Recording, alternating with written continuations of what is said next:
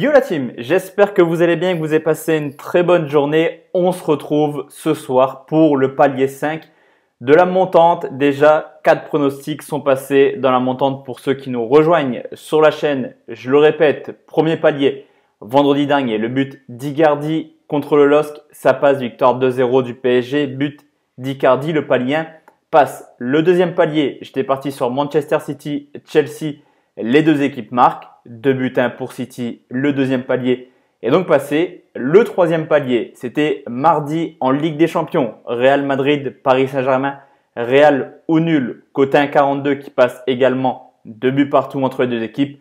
Le quatrième palier, c'était mercredi également en Ligue des Champions. Barça, Dortmund, j'étais parti sur le but de Lionel Messi qui était quand même coté à 1,70. Messi a marqué, le palier 4 est passé. On est à du x7 par rapport à la mise initiale. Sur ce cinquième palier, la team, tout d'abord, je mettrai un sondage en fin de vidéo. Vous dites si vous êtes d'accord avec moi ou pas sur ce pronostic. Et ce pronostic nous permettrait, c'est vraiment le hasard, de faire x10 tout pile par rapport à la mise initiale. Honnêtement, si ce pronostic passe et si vous avez suivi la montante depuis le début, je vous conseille fortement d'arrêter parce que c'est toujours compliqué de toujours jouer ses bénéfices. En tout cas, si ça passe et qu'on fait x10, je vous conseille vraiment de stopper de mon côté. Je continuerai quand même pour le fun.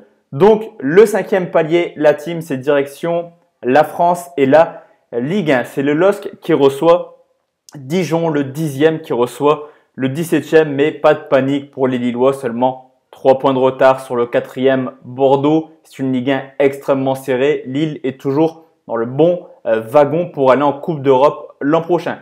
D'ailleurs, en parlant de Coupe d'Europe, le LOSC s'est fait éliminer cette semaine. C'est officiel. Pas de Ligue des Champions, pas d'Europa League pour le LOSC au mois de mars. Défaite contre l'Ajax 2-0. Mais comme pour tous ces matchs de Ligue des Champions, honnêtement, Lille n'a pas été ridicule. Lille s'est même créé plusieurs opportunités. Mais encore une fois, pour la 5e fois consécutive en Ligue des Champions, un manque criant d'efficacité offensive.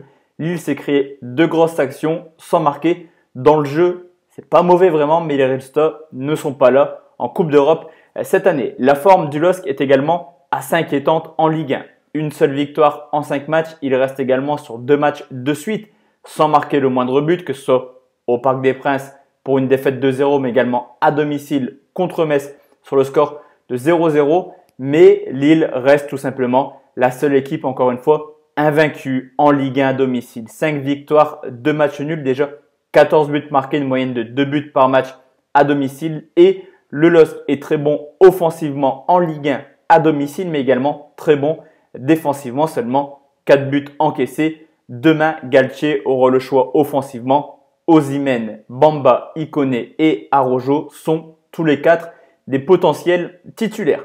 À côté de ça, Dijon, en début de saison, avait très mal commencé. Comme l'an passé, la fin de saison était catastrophique. Dijon a continué un petit peu sa mauvaise lancée. 2 points sur les 7 premiers matchs.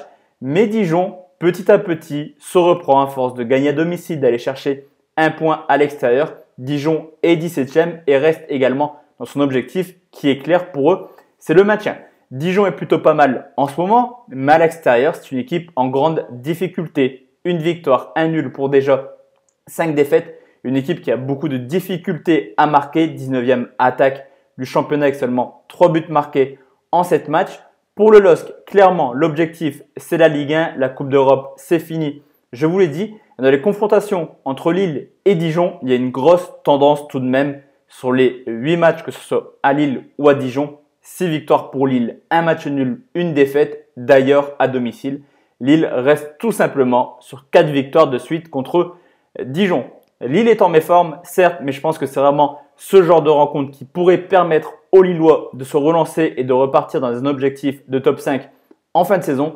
Vous l'aurez compris, de mon côté, le 5e palier de la montante, c'est la victoire du LOSC, côté 1,50 qui nous permet, comme je vous l'ai dit en début de vidéo, de faire du x10. Et honnêtement, je pense que ça a quand même pas mal de chances de passer. Je vous laisse répondre à la team au sondage. Est-ce que pour vous, le 5e palier va passer? Oui ou non?